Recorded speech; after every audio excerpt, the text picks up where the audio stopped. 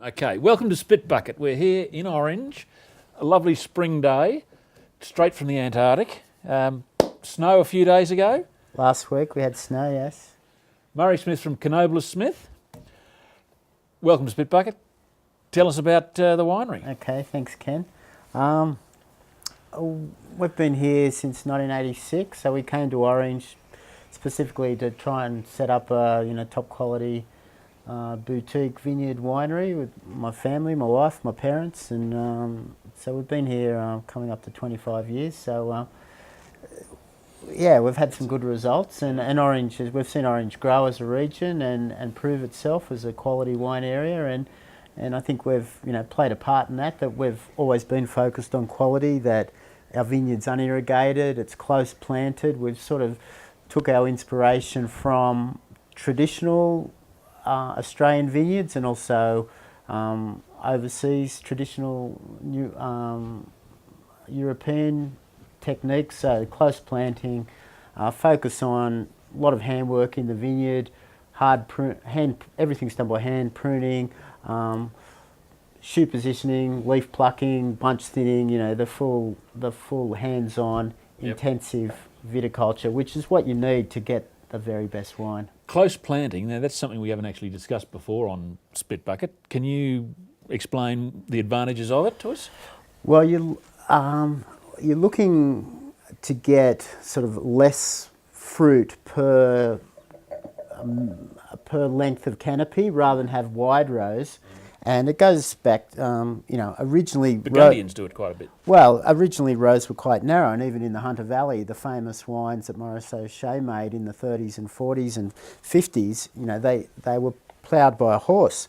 And so the rows were, a metre and a half wide. But then in the 50s, there was the new paradigm of, machinery and making everything bigger and more efficient. So they took out every second row, but they're still trying to get the same crop. But what that means is you're packing a lot more fruit and leaves into the same area. So that gives you shading of fruit, less airflow. All these things are bad for the health of the vine. What you're looking is, well, it's more about the shading. The vine can have the equivalent root area, but you're packing the fruit and leaves into a smaller area. So you've got problems with shading and airflow. We had a Spanish viticulturist out here, and he's saying when you look through a canopy of a really good vineyard, it shouldn't block the sun. You should get dappled light. There should be spaces between the leaves, so there's sunlight coming through the canopy. Not most vineyards, there's a wall of leaves, and inside that it's dark and humid, and the fruit doesn't ripen, and you get disease. And it's not good. So we'll have a look at these. Yeah. Room temperature, of course, about minus 12. So to me, the 05's just starting to come together, and the 02 was great from the start. It was quite a smooth wine, and it should be. Now that's a museum stock. Now that's not available, is it? No. Yeah, I'm pretty close to these wines, but for me, it's still a bit closed on the nose. You can see it's got some nice stone fruit, ripe characters. Lots of that sort of stone fruit and fig and stuff, but to me, it's just still sort of so tight and so young. Yeah. And that's extraordinary for 05, gosh. Yeah, but to me, there's still a sort of a slight chalky sort of minerality, and it's still a bit... closed up, but that it's... And the other thing about it is it's got great length, and that it maintains that intensity right through on the finish for a long, long time. I can still taste it now. That's beautiful wine. Yeah, but still young. I think the 02 should be more where we want them to end up as. Now, 02, that you were pretty early with the screw caps then, because there wasn't a lot going into screw cap in 02. No, we did our first Chardonnay under screw cap in 2001, which was a very good call. It was quite early, but the 01 and the 02 were two great vintages. So it was so nice to have two great vintages under screw cap, and those wines have aged beautifully. We had some top vintages in the 90s, 96 and 97, I'd love to have those wines under screw cap because you lose so many with cork taint and random oxidation. It's just criminal, really, when you look at it, what Yeah. what the world has lost because of that. Yeah. But I mean, that was 01, 02 was really when the Clare makers were first getting into it. So you were right up, right from the start. That's just got such a wonderful texture.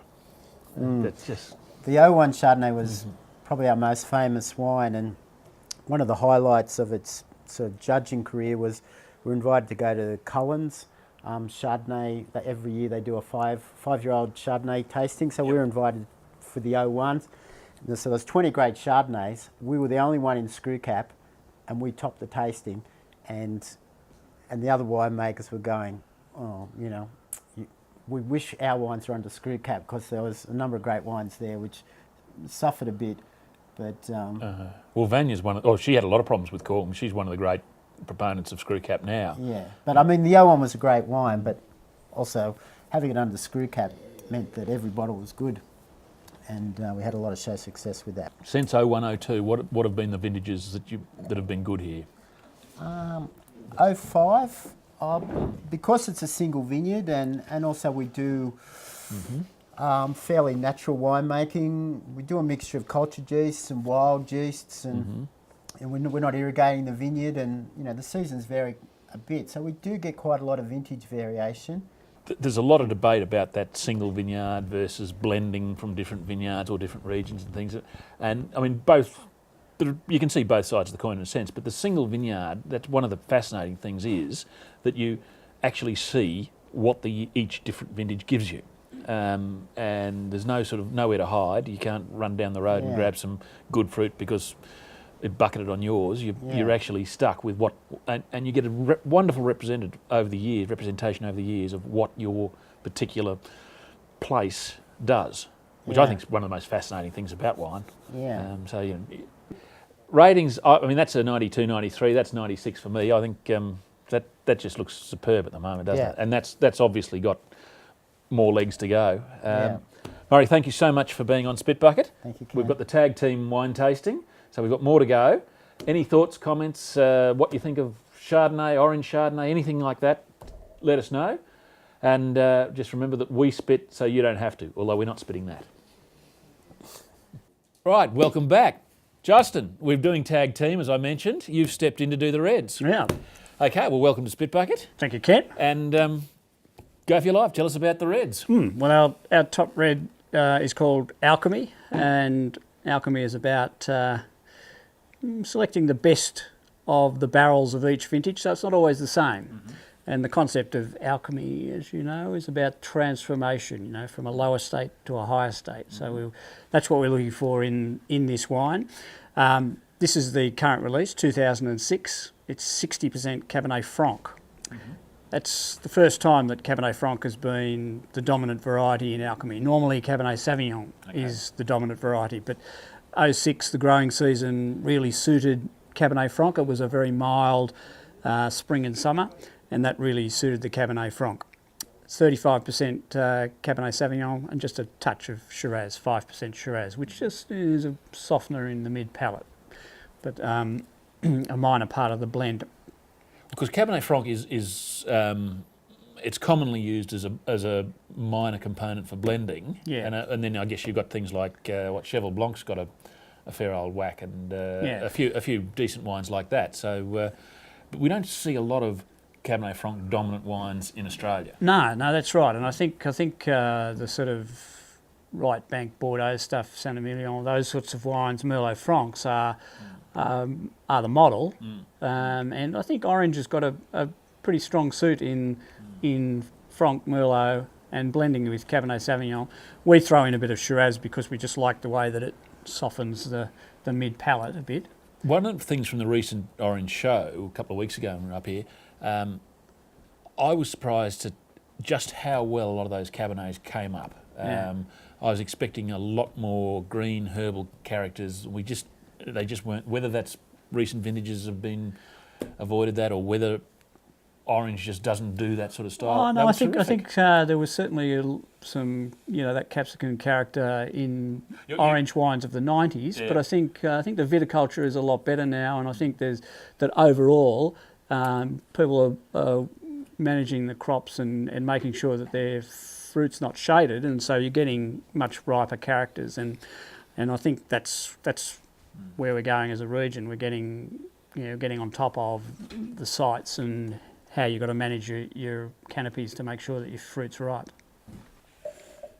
So as well as selecting the best parcels and looking at how the whole thing sits together, looking at the synergies, the wine gets best treatment, so somewhere between 2 and 3 years in barrel. This one's had 36 months, so that's long barrel aging. So we like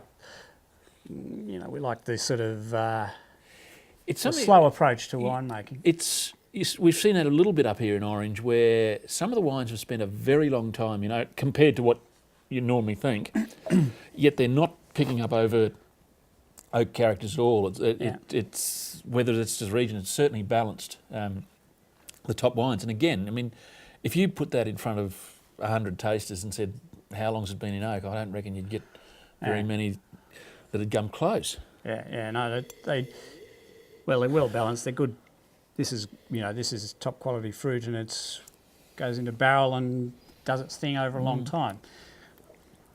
It's got plenty of tannins at the end, and it's elegant, carries through. If anyone's wondering as to why, in fact, there are no Chardonnays here, it's not because we don't like them. It's because in the break, Swig and Madame Lash came and stole them to drink themselves. The things we have to put up with.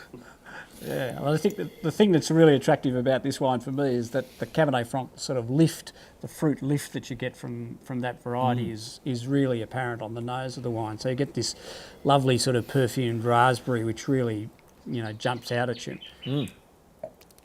I guess if people mention orange, I mean, Chardonnay's a given, and people tend to think Pinot. Yeah. But as I said, we've seen a lot of really good Cabernets, and it obviously does very, very well up here. Yeah. Shiraz also, but Cabernet does well. Do you see it in the long run? Is this going to be a Pinot or a Cabernet area, or just a bit of both? Well, I think the interesting thing about the region is that it's defined as 600 metres and above. Yep. And I think at 650 metres, for example, Pinot is going to be a much bigger challenge, whereas at 800 metres where we are and above, you can do pretty good Pinot. But I don't think the whole region is going to be doing Pinot.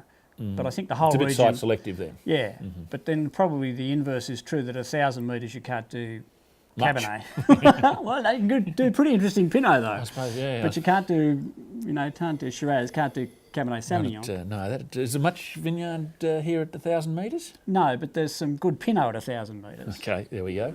Okay. 92, 93, I reckon, for a wine like that. Just thank you for... We've got to do it again. Thanks to Swig. Thank you for being on Spitbucket. Pleasure to have you. As ever, if you've got any questions, comments, queries, email them in. And remember that we spit so you don't have to. And I can see Swig over there drinking my... Yeah, I know, I didn't. Shush. I can see Swig over there drinking my O2 Chardonnay. Thank you. I'm going to visit him.